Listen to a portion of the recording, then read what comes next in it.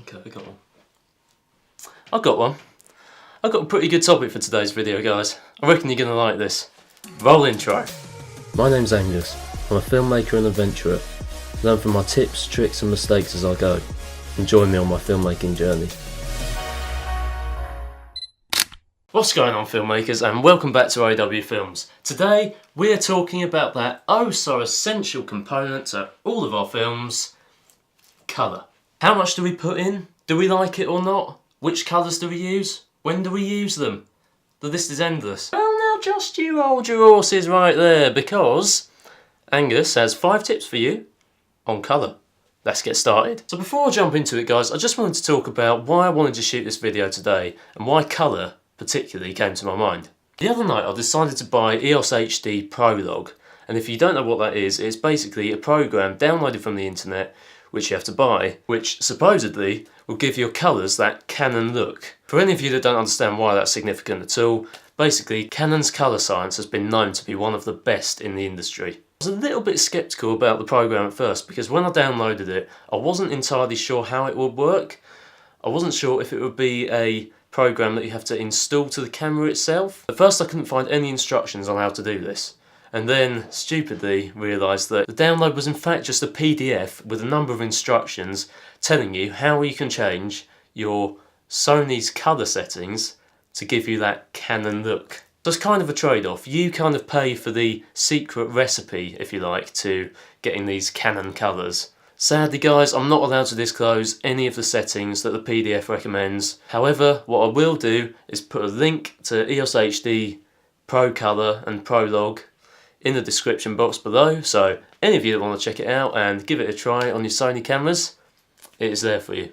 Now on to the 5 tips. For these 5 tips, guys, today you're going to need your laptop. So let's jump straight into that right now. So for these 5 tips, guys, I'm going to need you to install a program. That's Davinci Resolve. Once you're in Davinci Resolve, open up a new project. Import any footage you want to use and open up your edit panel. Edit your footage exactly how you want it and head over to the colour panel.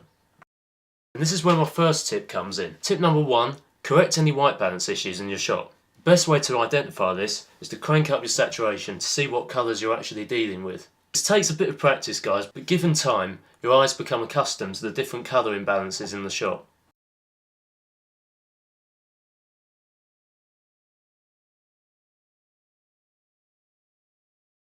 My second tip is going to be stick as much as you can to a teal and orange look. To do this, we're going to come over to the hue versus hue panel, select the blues, and using the grid as a guideline, drag the centre point up about a couple of squares, or a square and a half depending on how much teal you want. This will immediately alter all the blues in your shot to a more teal hue. Now, depending on your white balance, like we discussed earlier, generally there will be more of a bias towards the cool or warm tones in your shot. If your shot's already on the warmer side of the spectrum, then generally the oranges and the warm tones won't be that hard to find. So I'm only slightly going to alter the hue of the yellows in my shot to make it that little bit warmer. Tip number 3, guys, is going to be, as a general rule of thumb, keep your grading fairly subtle if in doubt. Sometimes you may really want your teals to pop right out, or the oranges likewise, or sometimes you want them barely showing and you just want reds or greens standing right out. Have a think about what kind of mood and atmosphere you want to create using those colours. Think about a colour's connotations and how you associate those colours with different atmospheres. Tip number 4 is one of my pet hates. Split toning. Don't split tone, guys, I'm telling you, it just looks terrible. If you don't know what split toning is, it's when we change the colour of the highlights or the shadows. In my opinion, split toning just has a really nasty look to it. Personally, I just feel like it looks cheap and unprofessional, and there are much more subtle ways of accentuating colours. And the 5th and final tip, guys, number 5, is going to be to do with tonality. Pay close attention to the contrast levels in your shot. Good contrast levels just makes the blacks and the whites of the image stand out so much more, and really just give a nice depth to your scene. Don't crush the blacks and don't clip the whites, and take close notice of your waveform monitor. This will show you your exposure values in what we call IRE readings, from 0 all the way up to 1023 IRE.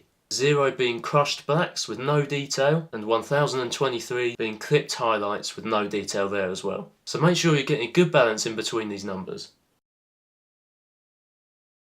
So that is it for another one, guys. Hope you've enjoyed learning a bit more about colour and hope these 5 tips have been useful to you. If you're enjoying these tips and tricks, please do leave a comment and a bit of feedback letting me know how you're getting on. Give us a big thumbs up, smash that subscribe button if you haven't already, and I will see you guys in the next video. Take care.